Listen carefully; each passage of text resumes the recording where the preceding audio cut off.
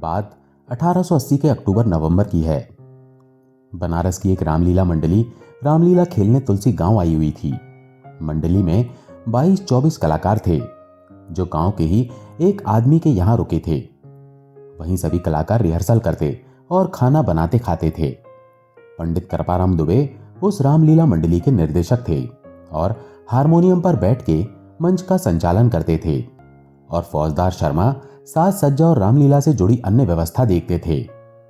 एक दिन पूरी मंडली बैठी थी और रिहर्सल चल रहा था।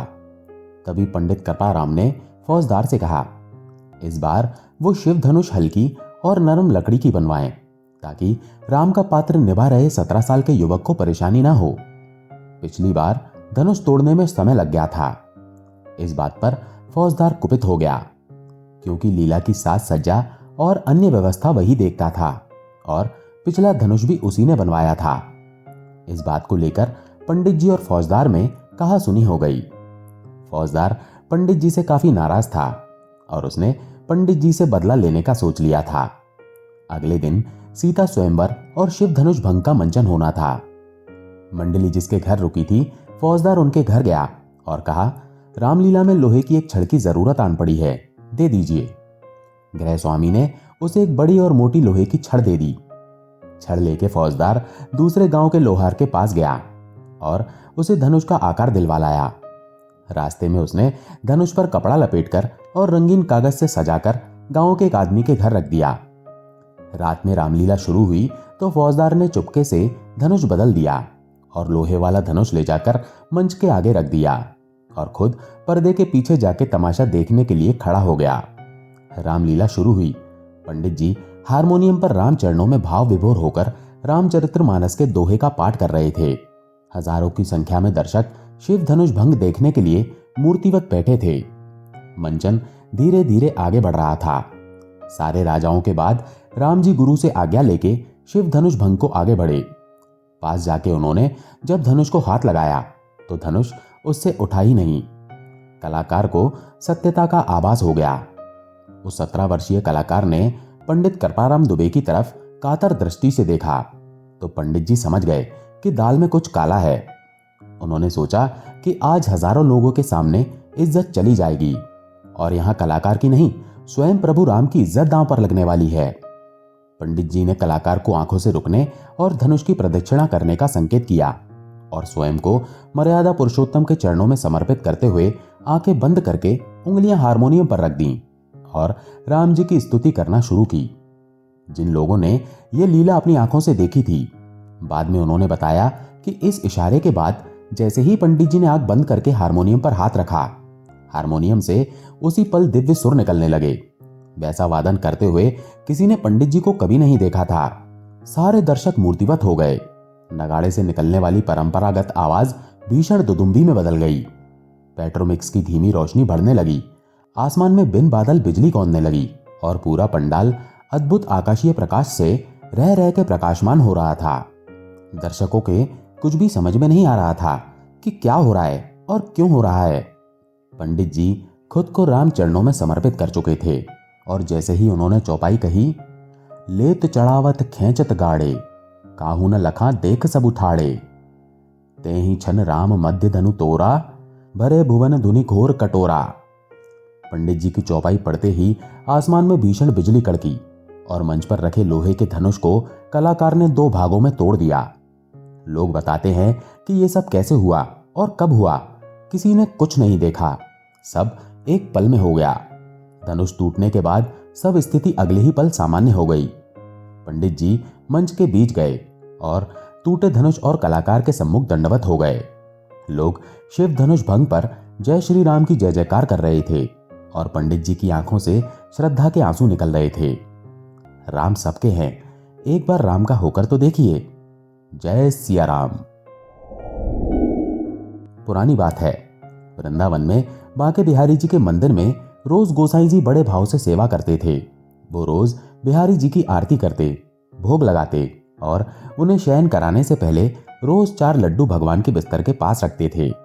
उनका यह भाव था कि यदि रात में बिहारी जी को भूख लगेगी तो उठकर खा लेंगे और जब वो सुबह मंदिर के किवाड़ खोलते तो भगवान के बिस्तर पर प्रसाद बिखरा मिलता था। इसी भाव से वो रोज ऐसा करते थे और आज भी उसी भाव से बिहारी जी की सेवा की जाती है। एक दिन बिहारी जी को शयन कराने के बाद गोसाई जी 4 लड्डू रखना भूल गए और रात्रि होने पर अपने घर चले गए। मिठाई वाले बाबा की दुकान खुली थी, वो घर जाने वाले थे। तभी एक छोटा सा बालक आया जिसकी मोटी मोटी कजरारी आंखें थी और घुंघराले बाल थे। सुंदर श्याम वर्ण था। वो बालक बोला, बाबा, ओ बाबा, मोको बूंदी के लड्डू दे दो।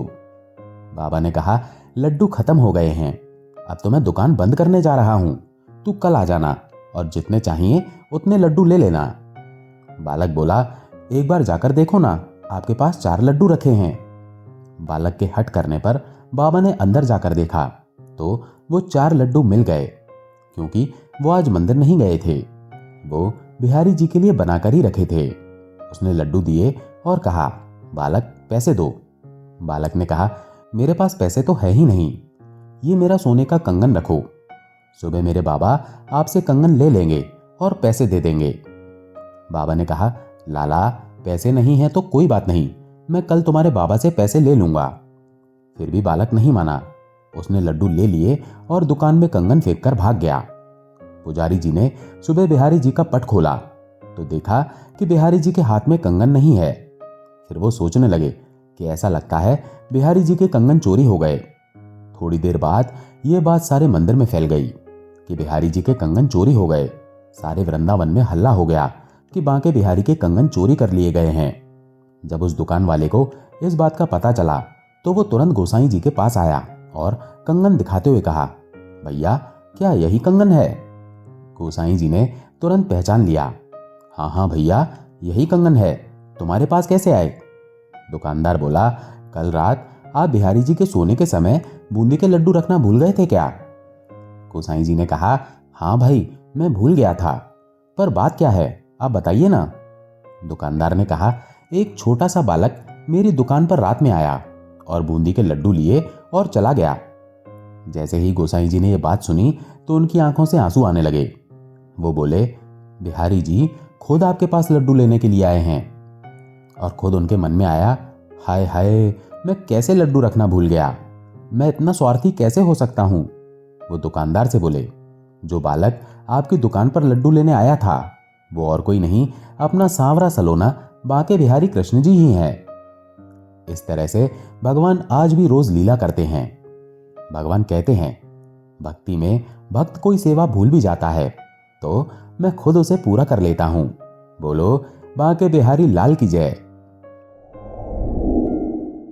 तुलसीदास जी जब रामचरितमानस लिख रहे थे तो उन्होंने एक चौपाई लिखी, सिया राम मैं सब जग जानी, करहूं प्रणाम जोरी जुग पानी। अर्थात पूरे संसार में श्री राम का निवास है, सब में भगवान है और हमें उनको हाथ जोड़कर प्रणाम कर लेना चाहिए। चौपाई लिखने के बाद तुलसीदास जी विश्राम करने अपने घर की ओर चल दिए। रास्ते में जाते हुए उन्हें एक लड़का मिला और बोला, अरे महात्मा जी, इस रास्ते से मत जाइए, आगे एक बैल गुस्से में लोगों को मारता हुआ घूम रहा है और आपने तो लाल वस्त्र भी पहन रखे हैं, तो आप इस रास्ते से बिल्कुल मत जाइए। तुलसीदास जी ने सोचा, ये कल का बालक मुझे चला रहा है, मुझे पता है सब में राम का वास है, मैं उस बैल के हाथ जोड़ लूंगा और शांति से चला जाऊंगा। लेकिन तुलसीदास जी जैसे ही आगे बढ़े तभी बिगड़े बैल ने उन्हें जोरदार टक्कर मारी और वो बुरी तरह गिर पड़े। अब तुलसीदास जी घर जाने की बजाय सीधे उसी जगह पहुंचे जहां वो रामचरितमानस लिख रहे थे और उस चौपाई को फाड़ने लगे।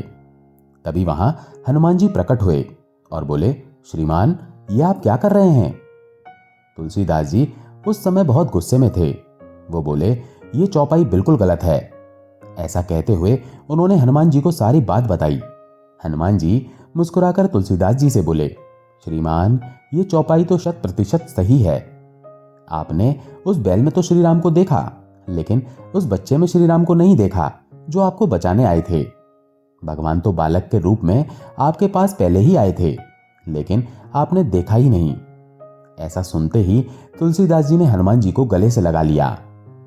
दोस्तों, हम भी अपने जीवन में कई बार छोटी छोटी चीजों पर ध्यान नहीं देते और बाद में बड़ी समस्या का शिकार हो जाते हैं। ये किसी एक इंसान की परेशानी नहीं है, बल्कि ऐसा हर इंसान के साथ होता है। कई बार छोटी छोटी बातें हमें बड़ी समस्या का संकेत देती हैं। आप उन पर विचार करिए, फिर आगे बढ़िए। जय श्री सीताराम। एक पंडित जी राम कथा सुना रहे थे। लोग आते और आनंद विभोर होकर जाते। पंडित जी का नियम था, रोज कथा शुरू करने से पहले आइए हनुमंत जी विराजिए कहकर हनुमान जी का आह्वान करते थे। फिर 1 घंटा प्रवचन करते थे। एक वकील साहब हर रोज कथा सुनने आते। वकील साहब के भक्ति भाव पर एक दिन तर्कशीलता हावी हो गई। उन्हें लगा कि महाराज रोज आइए हनुमान जी विराजिए कहते हैं, तो क्या हनुमान जी सचमुच आते होंगे?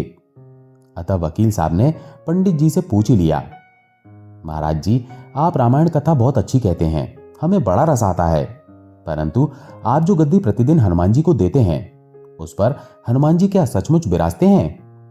पंडित जी बोले, हाँ, ये मेरा व्यक्तिगत विश्वास है कि राम कथा हो रही हो तो हनुमान जी अवश्य पधारते हैं। वकील ने कहा, महाराज, ऐसे बात नहीं बनेगी। हनुमान जी यहां आते हैं, इसका कोई प्रमाण दीजिए। आपको साबित करके दिखाना चाहिए कि हनुमान जी आपकी कथा सुनने आते हैं। महाराज जी ने बहुत समझाया कि भैया, आस्था को किसी सबूत की कसौटी पर नहीं कसना चाहिए। ये तो भक्त और भगवान के बीच का प्रेम रस है, व्यक्तिगत श्रद्धा का विषय है। आप कहो तो मैं प्रवचन करना बंद कर दूं या आप कथा में आना छोड़ दो। लेकिन वकील नहीं माना। वो कहता ही रहा, आप कई दिनों से दावा करते आ रहे हैं, ये बात और स्थानों पर भी कहते होंगे, इसलिए महाराज आपको तो प्रमाणित करना होगा कि हनुमान जी कथा सुनने आते हैं। इस तरह दोनों के बीच वाद विवाद होता रहा। मौखिक संघर्ष बढ़ता चला गया। हारकर पंडित जी महाराज ने कहा, हनुमान जी हैं या नहीं उसका प्रमाण कल दिलाऊंगा। कल कथा शुरू होगी तब प्रयोग करूंगा। जिस गद्दी पर मैं हनुमान जी को विराजित होने को कहता हूं, आप उस गद्दी को आज अपने घर ले जाना। कल अपने साथ उस गद्दी को लेकर आना और फिर मैं कल गद्दी यहां रखूंगा। मैं कथा से पहले हनुमान जी को बुलाऊंगा, फिर आप गद्दी ऊंची उठाना। यदि आपने गद्दी ऊंची कर दी तो समझना कि हनुमान जी नहीं है। वकील इस कसौटी के लिए तैयार हो गया। पंडित जी ने कहा, हम दोनों में से जो पराजित होगा वो क्या करेगा, इसका निर्णय भी कर लें। ये तो सत्य की परीक्षा है। वकील ने कहा, मैं गद्दी ऊंची ना कर सका तो वकालत छोड़कर आपसे दीक्षा ले लूंगा। आप पराजित हो गए तो क्या करोगे? पंडित जी ने कहा, मैं कथा वाचन छोड़कर आपके ऑफिस का चपरासी बन जाऊंगा। अगले दिन कथा पंडाल में भारी भीड़ हुई। जो लोग रोजाना कथा सुनने नहीं आते थे, वे भी भक्ति, प्रेम और विश्वास की परीक्षा देखने आए। काफी भीड़ हो गई, पंडाल भर गया। श्रद्धा और विश्वास का प्रश्न जो था। पंडित जी महाराज और वकील साहब पंडाल में पधारे। गद्दी रखी गई। पंडित जी ने सजल नेत्रों से मंगलाचरण किया और फिर बोले, आइए हनुमान जी विराजिए। ऐसा बोलते ही पंडित जी के नेत्र सजल हो उठे। मनी मन पंडित जी बोले, प्रभु, आज मेरा प्रश्न नहीं, रघुकुल रीति की परंपरा का सवाल है। मैं तो एक साधारण जन हूं, मेरी भक्ति और आस्था की लाज रखना। फिर वकील साहब को निमंत्रण दिया गया, आइए गद्दी ऊंची कीजिए। लोगों की आंखें जम गईं। वकील साहब खड़े हुए। उन्होंने गद्दी उठाने के लिए हाथ बढ़ाया, पर गद्दी को स्पर्श भी नहीं कर सके। जो भी कारण रहा, उन्होंने 3 बार हाथ बढ़ाया, किंतु तीनों बार असफल रहे। पंडित जी देख रहे थे। गद्दी को पकड़ना तो दूर, वकील साहब गद्दी को छू भी ना सके। 3 बार वकील साहब पसीने से तरबतर हो गए। वकील साहब पंडित जी महाराज के चरणों में गिर पड़े और बोले, महाराज, गद्दी उठाना तो दूर, मुझे नहीं मालूम कि क्यों मेरा हाथ गद्दी तक भी नहीं पहुंच पा रहा है। अतः मैं अपनी हार स्वीकार करता हूं। कहते हैं कि श्रद्धा और भक्ति के साथ की गई आराधना में बहुत शक्ति होती है। मानो तो देव, नहीं तो पत्थर। प्रभु की मूर्ति तो पाषाण की ही होती है, लेकिन भक्त के भाव से उसमें प्राण प्रतिष्ठा होती है तो प्रभु विराजते हैं। श्री राम जी की जय। जय बजरंगबली की। मित्रों, आशा है ये प्रसंग आपको पसंद आए होंगे। अगर पसंद आए हो तो वीडियो को लाइक करके कमेंट में जय श्री राम अवश्य लिखें। जय श्री राम।